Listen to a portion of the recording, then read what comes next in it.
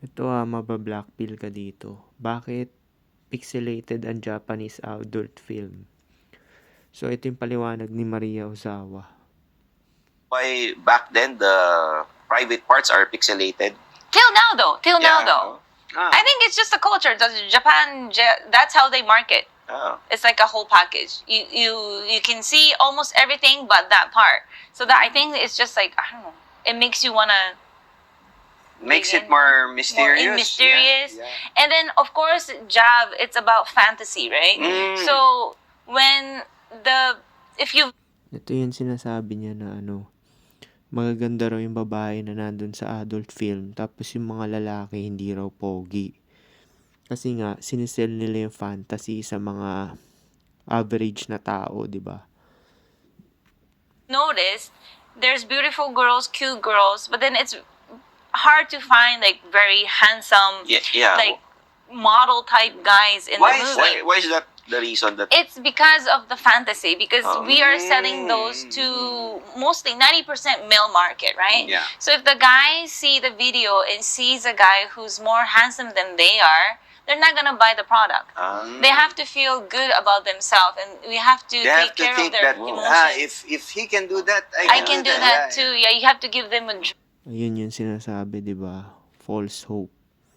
So sa mga, kahit sa adult film, gumagana pa rin yung blackpill. Actually, sa mga adult film, mostly yan nagbabayad sila eh. Kaya nga nilapag ko yung game na pumaldo na lang kayo, magbayad na lang kayo. Kasi nga, ganun din naman eh. Mostly din naman ng mga maraming bodyguard, nagbabayad yan eh. Lalo na sa adult industry, di ba? Talo naman kasi sila sa mukha eh. Pumapayag babae kasi may bayad eh. dream, I think, like Disneyland. do you think that's part of why it's so popular? Because I think, I don't know if I'm correct me if I'm wrong. In Japan, men are shy. They don't Very, know very how shy. to make Yes. ligaw, right? Yes, Is that right? very correct. And it's very hard for them to make the first step, especially fans who will watch those stuff, or Yeah. like anime fans. They're very, very shy type, and they pour out everything in that fan base or whatever they like in Akihabara area. So we have to maintain that dream for them. So the guys have to be less handsome, doesn't have to be very young, and to protect their, like, I don't know, image. Okay. Ayun meron pa nga matanda, di ba? Yung nag-retire na teacher. 60 plus na ata o 70.